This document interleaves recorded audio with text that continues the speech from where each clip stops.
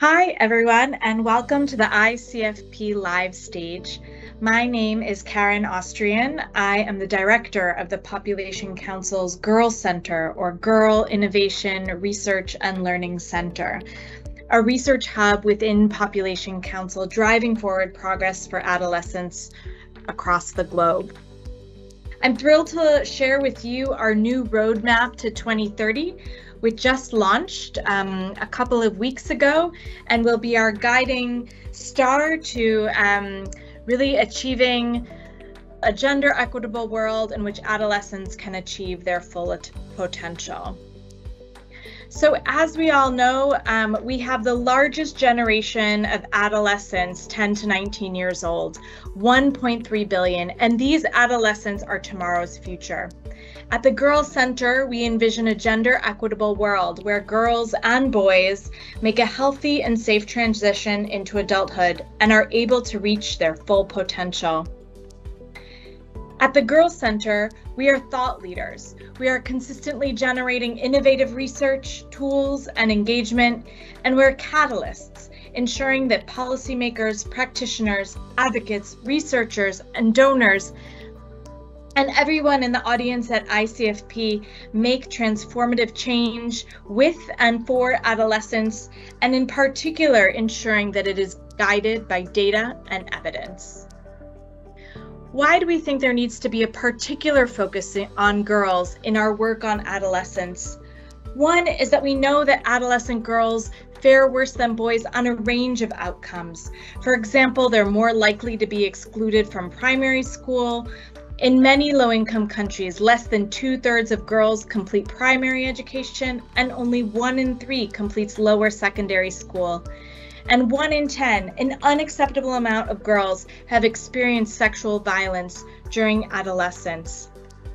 Furthermore, there are key events that happen to girls during adolescence. This could be school dropout, early marriage, motherhood, experiencing sexual and gender-based violence, and these are irreversible events occurring in adolescence that often shape a girl's life course in ways that are different and more entrenched than male adolescents. However, we know, and this is what we believe in at the Girl Center, is that there is tremendous power in investing and intervening during adolescence. This is a short, critical window in our development. It's a time when a short-term investment in adolescence, and especially in girls, lets them grow into healthy adults. There are not only short-term benefits though, but long-term generational benefits for girls themselves as they become women and their children and communities into the future. What is our mission at the Girl Center? We see it as threefold. The 3 critical things and ways in which we commit to changing the world with and for adolescents. The first is generating evidence. We generate evidence at the country, regional, and global levels, moving the field forward to understand what works and what doesn't for adolescents, synthesizing the data, and projecting models and data into the future so that we can have a sense of what is coming down the pike for adolescents.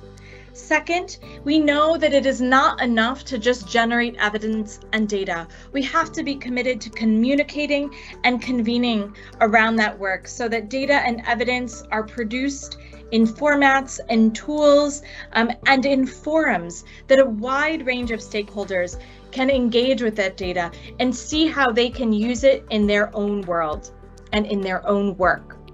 Finally, we nurture talent, so we see it as our responsibility to ensure that the next generation of scholars working on adolescent issues are taking up the front, are leading the work, and largely are in and from and based in low and middle income countries. Our approach to the work is really seeing the girl at the center of the work. So we know that all too often in our field, we look at single issues. So perhaps we're focused on family planning or other sexual and reproductive health issues, or we're focused on education, or we're focused on mental health.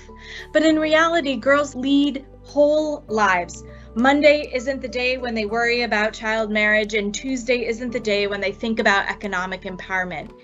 And so we shouldn't structure our work that way.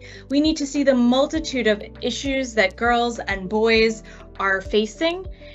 And we also need to understand in which the way these issues interrelate to one another.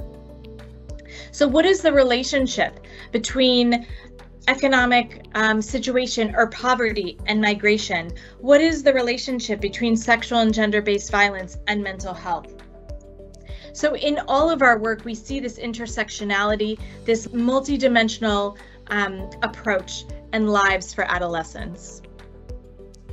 We commit to doing research that we believe will change the world. We seek to end child marriage in a generation.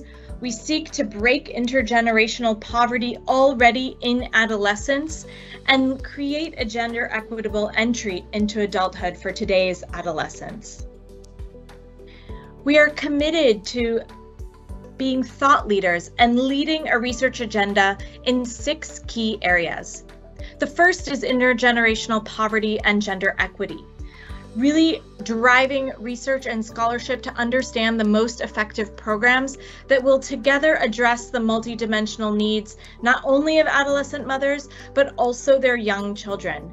Because we believe that when this is done right, it will prevent those children from falling behind and breaking the cycle of poverty. The second area is advancing scholarship on adolescence and the digital space. How can we harness digital platforms to uplift young people? How can we apply our deep, long-term knowledge of interventions that take place in person to the digital world to ensure that the most marginalized adolescents who are likely to be excluded from digital spaces aren't further left behind? Third, adolescents living in humanitarian settings. How can we most impactfully support adolescent girls and boys living in humanitarian settings, understanding and programming around their unique needs? Fourth, adolescent sexual and reproductive health. How do we maximize the value of investing in adolescent and sexual reproductive health, not as a silo, but as it interacts with girls' multidimensional needs? Fifth, adolescent economic empowerment. How can we build reliable, age-appropriate, life cycle-appropriate pathways to economic empowerment for girls and young women starting in adolescence? And finally, adolescence and climate. How can we use research, data, and evidence to ensure that adolescents are leading and thriving, not only despite, but also in response to the climate crisis and growing injustice, making sure that they have optimal health and well-being as they transition through adolescence and into adulthood. The Girls Center is also a one-stop shop for data and insights for a range of stakeholders, from researchers to policymakers to donors to the designers and implementers of programs that work with adolescents. I invite you to look on our website and explore our data and data-driven resources. Our regional hubs in 4 regions across low and middle income countries are critical to our mission and where we concentrate the weight of our work to ensure that we are generating data, conducting analysis, building talent, and embedding ourselves within the research to policy space needed to create that critical change. We believe that this is what will create an integrated ecosystem of actors in the adolescent space at the regional level, so that we are sharing evidence, influencing policy, and more. We invite you to support and partner and collaborate with the Girls Center, whether it be through evidence generation partnerships, collaborating on studies, sharing your data in our open access adolescent data hub, creating research impact partnerships, being a critical piece of that research to action continuum. We could do this through co-hosting events, being a part of our listserv, sharing content through our channels, co-authoring insights pieces, or through funding, providing core support to our center, funding specific projects that may be leveraging interests, and supporting our network of Girls Center Fellows to ensure that for future generation of scholars working in the field of adolescence. Thank you for listening. Feel free to contact us, reach out, follow us on social media, and look forward to the work ahead. Thank you.